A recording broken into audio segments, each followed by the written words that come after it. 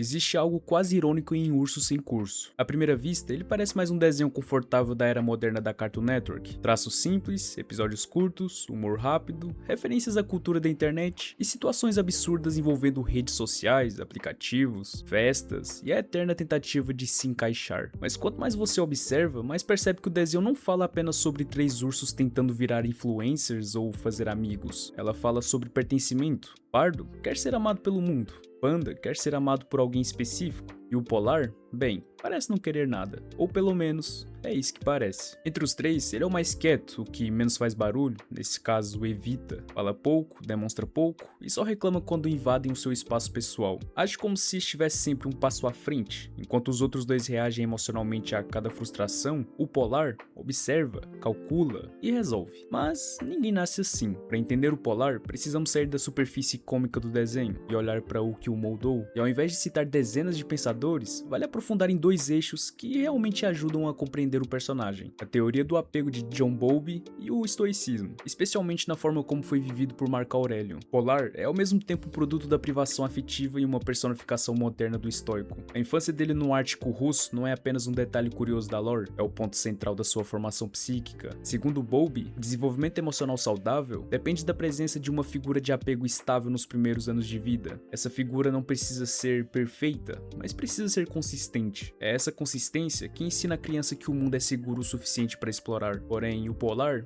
não teve isso no início. Ele aprendeu a sobreviver antes de aprender a se vincular. O mundo para ele não começou como um lugar de afeto, mas como um ambiente hostil. E isso faz sentido, tendo em conta que ele é um animal. Mas quando o ambiente é hostil, o cérebro prioriza sobrevivência, não socialização. Emoções passam a ser secundárias. Vulnerabilidade vira risco. Isso ajuda a explicar por que Polar parece tão autossuficiente. Não é que ele não precise de ninguém, é que ele aprendeu muito cedo que precisar pode ser perigoso. Mas quando Yuri surge, temos o primeiro grande marco emocional da vida dele. Yuri é rígido, disciplinado, estruturado. Ele ensina técnicas de sobrevivência, autocontrole, responsabilidade. Ele oferece proteção, mas não oferece calor emocional evidente. E aqui tá algo muito importante. Segundo Bowlby, mesmo vínculos imperfeitos ainda são vínculos. Yuri não era um pai afetuoso no sentido tradicional, mas era constante. Ele estava lá, ele ensinava, ele cuidava. Polar então desenvolve um apego que poderíamos chamar de evitativo. Pessoas com esse padrão aprendem a valorizar a independência extrema, a suprimir demonstrações emocionais e a manter distância como forma de autoproteção. Não porque não sentem, mas porque sentir já foi doloroso. O momento em que o Polar menciona a família de Yuri e é afastado é crucial. Ali ele experimenta a rejeição dentro do único vínculo significativo que tinha. Para alguém com apego evitativo à informação, isso reforça uma crença. Proximidade machuca. Mas o que torna essa história mais complexa é o que acontece depois. Yuri volta para salvá-lo dos caçadores. Ele cumpria a sua responsabilidade, mesmo magoado.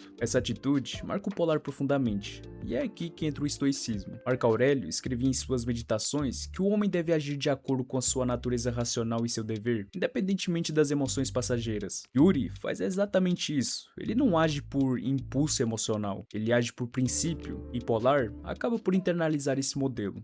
Ao longo do desenho, vemos que ele raramente é movido por histeria, medo ou necessidade de validação. Ele age porque é o certo a fazer. Ele protege os irmãos, não porque precisa que eles o amem, mas porque decidiu que essa é a sua responsabilidade. Essa postura é radicalmente diferente do Pardo e do Panda. Pardo busca conexão o tempo todo. Panda busca romance e aprovação. Já o Polar busca coerência. Quando ele vai parar em Londres e entra na gangue, vemos uma tensão interessante. Pela primeira vez, ele experimenta pertencimento entre iguais. Ele recebe um apelido, uma função, reconhecimento. É tentador, afinal, segundo a própria teoria do apego, mesmo indivíduos evitativos ainda possuem necessidade de vínculo. Eles apenas a expressam de forma diferente. Porém, a gangue representa pertencimento sem princípio, e Polar já foi moldado por um código interno rígido. Ele acaba por sair não porque tem medo, mas porque reconhece que aquele caminho não é coerente com os valores que aprendeu. E não dá pra dizer que isso não é estoico, até porque ele tá escolhendo a virtude, mesmo quando o vício oferece a companhia. O encontro com Panda e Pardo é o verdadeiro ponto de reconstrução emocional. Quando eles fazem a pilha de ursos pela primeira vez, há algo quase simbólico nisso, e interessante de se reparar, que Polar, ele tá na base, sustentando os dois. E essa imagem resume toda a sua identidade. Ele suporta o peso, ele carrega a responsabilidade, ele aceita ficar fora do centro das atenções, mas já volto nesse ponto novamente. Diferentemente da relação com Yuri, aqui existe um horizonte. Panda e Pardo não são mentores nem líderes rígidos, são irmãos imperfeitos, carentes, exagerados, e mesmo assim, eles permanecem juntos. E isso é fundamental para alguém com apego evitativo. A constância do vínculo começa a reconfigurar a percepção de segurança emocional. Ele não precisa mudar sua natureza para ser aceito, ele pode ser quieto e reservado, exigir espaço, e ainda assim faz parte. O Polar ainda continua precisando de controle, já que ele gosta de ambientes frios, organizados, previsíveis, e ele se irrita quando invadem seu espaço, mas isso não é egoísmo, é apenas uma certa regulação. Pessoas que cresceram em contextos de instabilidade tendem a buscar controle como forma de segurança, e Polar controla o que pode, nesse caso a sua rotina, a sua disciplina, seu espaço, e isso por si só reduz a ansiedade, isso mantém o equilíbrio, porém, ele não se fecha completamente. A sua relação com Chloe é uma das coisas mais fofas desse desenho, mostrando um avanço interessante do personagem. Com ela, ele demonstra conforto emocional mais visível. É uma intimidade tranquila, e isso indica que Polar não é incapaz de uma conexão mais profunda. Ele apenas precisa que a conexão respeite seus limites, e isso nos leva ao ponto mais bonito do personagem. O estoicismo muitas vezes é mal interpretado como frieza emocional, mas Marco Aurélio não defendia a ausência de sentimento, ele defendia o domínio sobre ele. Polar sente, ele demonstra vergonha, carinho, preocupação. Ele apenas não se deixa governar por isso. Ele representa algo raro na cultura contemporânea, um afeto mais contido. Enquanto Polar grita amizade e Panda dramatiza a carência, Polar simplesmente aparece, resolve, protege.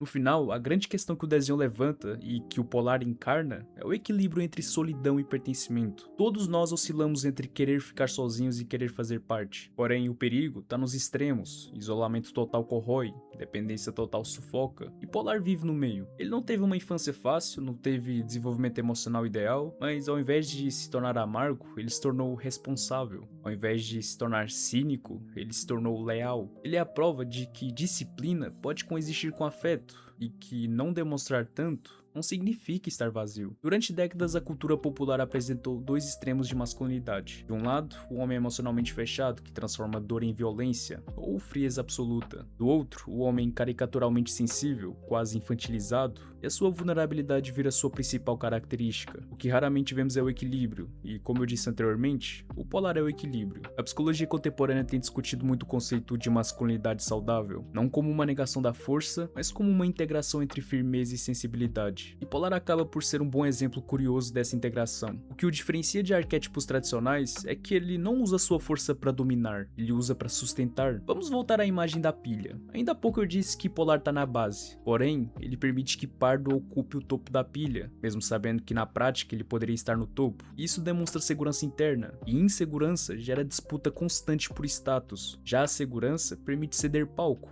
E isso é bastante raro. Aristóteles falava sobre virtude como meio termo entre extremos. Coragem, por exemplo, estava entre covardia e imprudência. E Polar vive nesse meio termo emocional. Ele não é frio a ponto de ser cruel, nem expansivo a ponto de ser impulsivo. Ele é regulado. E essa regulação não vem de repreensão, mas de estrutura interna. E talvez seja aí que a sua masculinidade se torna mais interessante. Ela não é construída sobre domínio externo, mas sobre integridade interna. Em muitos momentos do desenho, vemos Pardo tentando provar que é líder, Panda tentando provar que é desejável, e Polar novamente não tenta provar nada, até porque ele já sabe quem ele é. Essa autossuficiência tranquila lembra o conceito de diferenciação de self na psicologia sistêmica. Um indivíduo diferenciado consegue manter a sua identidade mesmo dentro de um grupo emocionalmente intenso. Ele não se dissolve na ansiedade coletiva, e Polar faz exatamente isso. Quando os irmãos entram em pânico, ele permanece centrado, mas isso não significa ausência de emoção. Existe uma cena recorrente no comportamento dele, que quando alguém que ele ama está em perigo, ele age imediatamente, sem qualquer tipo de hesitação. Isso revela algo fundamental, que a sua emoção é traduzida em comportamento, não em palavras. E isso dialoga com uma questão contemporânea importante, porque muitas vezes associamos maturidade emocional à capacidade de verbalizar sentimentos. Mas existe outra forma de maturidade, que é agir de forma consistente com seus valores, mesmo quando não se fala sobre eles. Polar não fala "eu amo vocês", ele demonstra. É engraçado porque isso me lembra dessa cena aqui em Todo Mundo Odeia o Chris, e que eu simplesmente gosto bastante.